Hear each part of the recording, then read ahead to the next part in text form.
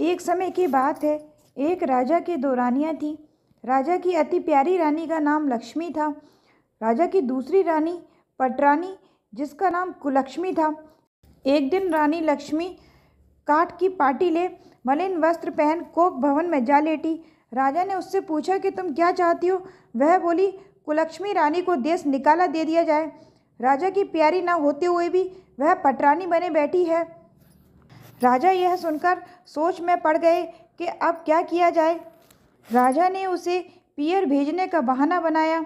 उन्होंने रानी को एक पालकी में सवार कराया और खुद भी घोड़े पर सवार होकर उसके साथ चल दिए।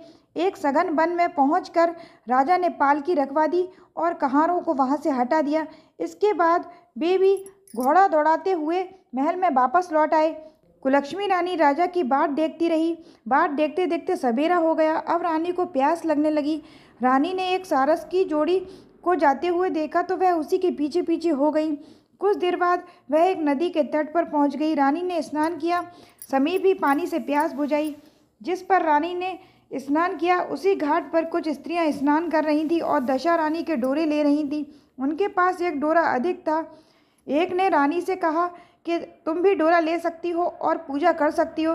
रानी ने उनसे वह डोरा ले लिया और अपनी डोली में आकर बैठ गई। थोड़ी देर में दशा रानी एक बुढ़िया के रूप में आई और बोली, बेटा यहाँ क्या कर रही हो। रानी ने पूछा कि तुम कौन हो, तो बुढ़िया ने कहा कि मैं तो तेरी मौसी हूँ। रानी उसके गले लिपट कर रोने लगी। उन्होंने अपने ऊपर जो बीती वह सब बुढ़िया को कह सुनाई। दशा रानी की कृपा से उसी जगह माया रच गई।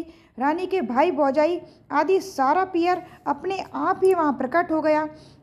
रानी ने 9 दिन तक दशा रानी की कथा कहानियाँ कहीं। 10वें दिन डोरे की पूजा की। उसी दिन सवेरे दशा रानी ने कहा कि तुम आज नदी में स्नान करके आना। वहाँ तुमको जो स्वर्ण कलश मिले उसको भर के लाना और जो डोली तुमको लेने आए उसमें निसंकोच सवार हो जाना। रानी नदी में स्नान करने चली गई। वह स्नान करके निकली तो किनारे पर 2 सोने के कलश दिखाई दिए। उन्हीं के पास एक सुंदर रेशमी वस्त्र रखे हुए थे। रानी ने वस्त्र बदलकर घड़े भरे और ज्यों ही अपने स्थान से चली उसे एक डोली दिखाई दी। रानी समझ गई कि हो ना हो इसी डोली के बारे में मुझे मौसी ने सूचना दी थी। वह फौरन डोली में सवार होकर अपने घर चली गई। वहाँ सब स्त्रियों समेत रानी ने दशा रानी के डोरे की पूजा की, सुहागनों को भोजन कराया और पारना किया। तदंतर रानी अपने पीहर के साथ हिल मिलकर रहने लगी। सहसा राजा को रानी का स्मरण हुआ। वह चलता चलता उसी स्थान पर पहुंचा जहां वे रानी को छोड़कर गए थे। परंतु उसे यह देखकर बड़ा आश्चर्य हुआ कि जहां सघन वन था वहां तो एक सुंदर नगर बसा हुआ था। राजा ने किसी से पूछा तो लोगों ने कहा कि यह कुलक्ष्मी रानी का नगर है। तब तो राजा को और भी आश्चर्य हुआ। राजा महल के पास गए और रानी को इत्तला कराई कि अमुक राजा उनसे मिलने आए हैं। रानी ने राजा को महल के भीतर बुलाया और डेरे पर ठहराया। दोपहर को राजा भोजन करने बैठ गए। उनके साथ एक नाई भी था। वह भी राजा के समीप ही खाने को बैठा। रानी राजा और नाई को भोजन परोसने लगी। पहली बार ज्यों ही रानी ने नाई के सामने पत्तल रखी त्यों ही उसने रायते का एक छींटा रानी के पैर पर डाल दिया। रानी ने उसकी इस क्रिया को नहीं जाना। दूसरी बार रानी परोसने आई तब दूसरी पोशाक पहनकर आई। राजा मन में सोचने लगा कि यहाँ तो एक क्या कई रानियाँ सी हैं।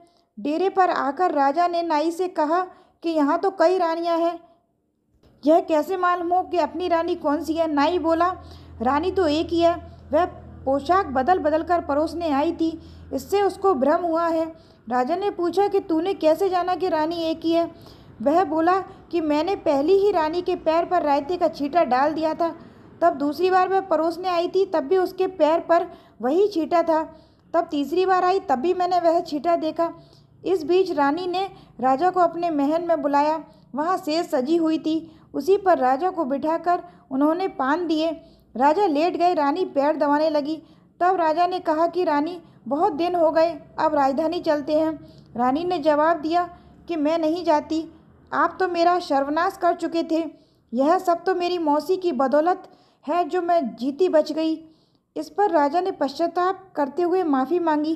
तब रानी बोली कि मैं केवल एक शर्त पर आपके साथ चल सकती हूँ। यह बाग बगीचे आपकी राजधानी के समीप पहुँच जाए, जिससे जब मेरा जी चाहे आपके महल में रहूं और जब भी मेरा जी चाहे मौसी के महल में चली जाऊं। मेरी मौसी बड़ी दयावान है और भोली वाली है। राजा ने रानी की मौसी के पास जो जाकर यही निवेदन किया।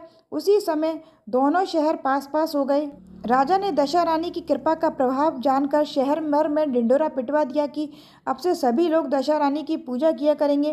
भगवती दशा रानी ने कुलक्ष्मी रानी पर जैसी कृपा करी ऐसी ही वह हर स्त्री